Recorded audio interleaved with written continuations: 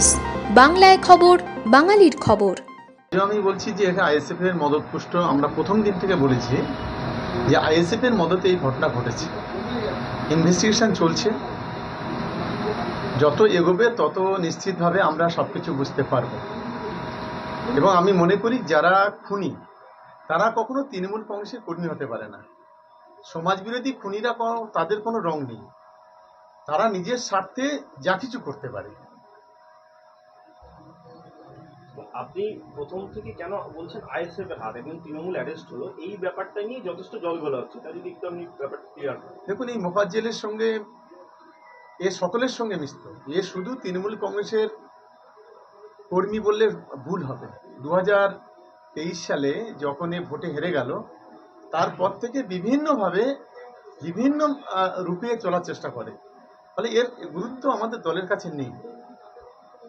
ফলে আমরা চাইছি যে দৃষ্টান্তমূলক শাস্তি হোক, এবং এর পিছনে আর কে বা কারা আছে, এর উৎসটা কোথায়, এর মদতদাতা কারা, সেগুলো পুলিশ খুঁজে বের করুক, সেটাই আমরা চাই। ভাঙড়ে বেশ কিছু সরকার উন্নয়নমূলক কাজ করছে, যেমন ভাঙড় থানার উল্টো দিকে দোকানগুলো সুন্দরভাবে একটা ভালো জায়গায় করার জন্য। সেক্ষেত্রে কি যিনি অ্যারেস্ট হয়েছেন তিনি কোনোভাবে উন্নয়নে বাধা দিতেন, বা তিনি কোনো রকম কিছু সেখানে স্বার্থ তৈরি করার চেষ্টা করছিলেন বলে মনে হয়? কেন উন্নয়নের কাজে যেমন আপনিও ছিলেন, আপনার সঙ্গে উনি যিনি মারা গেলেন রেজ্জাক, উনিও করেছিলেন, ইনি হঠাৎ করে মারলেন কেন? ওই উন্নয়নের কাজকে কোথাও থামিয়ে দেওয়া বা ওখান থেকে কিন্তু কোনো স্বার্থ সিদ্ধি হয়নি বলে? দেখুন, পুলিশ তো ইনভেস্টিগেশন করছে, এবং লালবাজার গোয়েন্দা শাখার যিনি প্রধান মিস্টার রূপেশ কুমার, তিনিও নিজে বারে বারে আসছেন, বিভিন্ন দুদি অফিসাররাও আসছেন। ফলে আমরা অল্প দিনের মধ্যে বিষয়টা বুঝতে পারবো যে কি কারণে এই খুন। এটা কি কোনো ব্যক্তিগতভাবে কোনো রেষারেষিতে খুন, নাকি এর পিছনে অন্য কোনো পলিটিক্যাল পার্টি পিছন থেকে মদত দিয়ে খুন করলো, সবকিছু জানাবে অল্প কয়েকদিনের মধ্যে। কিন্তু যে উন্নয়নের কাজের কথা বলছি সেটা নিয়ে তো ওনার বড় সমস্যা ছিল অনেক, যিনি অ্যারেস্ট হয়েছেন তার তো অনেক সমস্যা ছিল। আমি জানি না ওর কি সমস্যা ছিল, সেটা আমাদের কিছু জানা নেই। মোফাজ্জেলকে ফাঁসানো হয়েছে, তৃণমূলের লোকরা ফাঁসিয়েছে মোফাজ্জেলের সে তো অনেক কিছু বলতে পারে, সে তার ব্যক্তিগত বিষয়, সে অনেক কিছু। পুলিশ ইনভেস্টিগেশন করছে, আমরা চাই সঠিক তথ্যটা উঠে আসুক, যেই হোক না কেন। তার রংটা সবুজ কি নীল কি লাল কি কমলা কি গেরুয়া, এসব দেখার দরকার নেই। খুনি খুনি, এবং খুনির দৃষ্টান্তমূলক শাস্তি হোক, সেটাই আমরা চাই।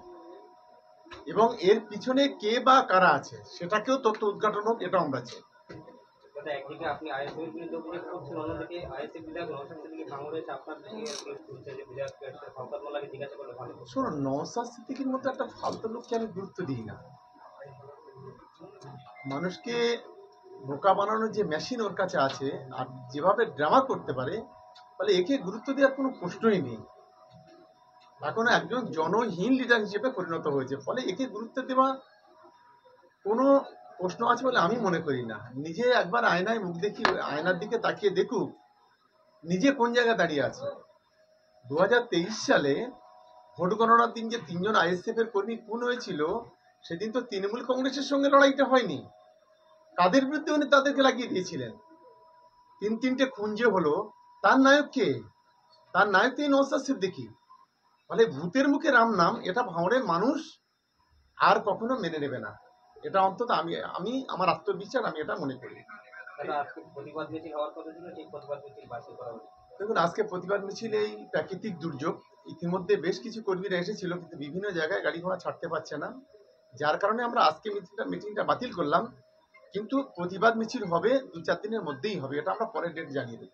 কিন্তু আইএসএফ একটা কথা বলছেন যে আপনি একটা অভিযোগ করেছেন, এফআইআর করছে আননোন বলে, আর আপনি বলছেন আইএসএফ এর এটা কাজ, তাহলে এফআইআর আপনি আননোন করলেন কেন?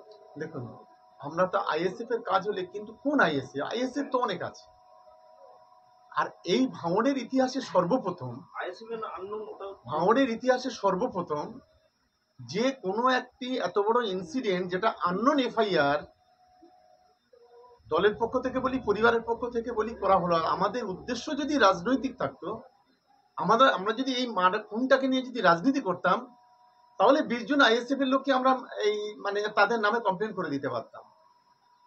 কিন্তু আমরা সেটা করিনি। আমরা চেয়েছি প্রকৃত খুনি তাকে খুঁজে বের করা হোক এবং তাদেরকে দৃষ্টান্তমূলক শাস্তির ব্যবস্থা হোক। নূতন কোনো মায়ের কল্যাণ যেন খালি হয়।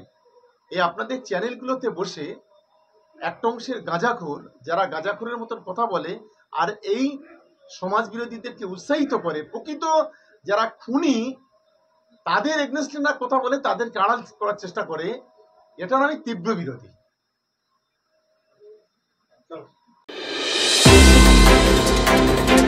আমাদের খবরগুলি নিয়মিত দেখতে চ্যানেলটি সাবস্ক্রাইব করুন এবং বেল আইকনটি ক্লিক করুন।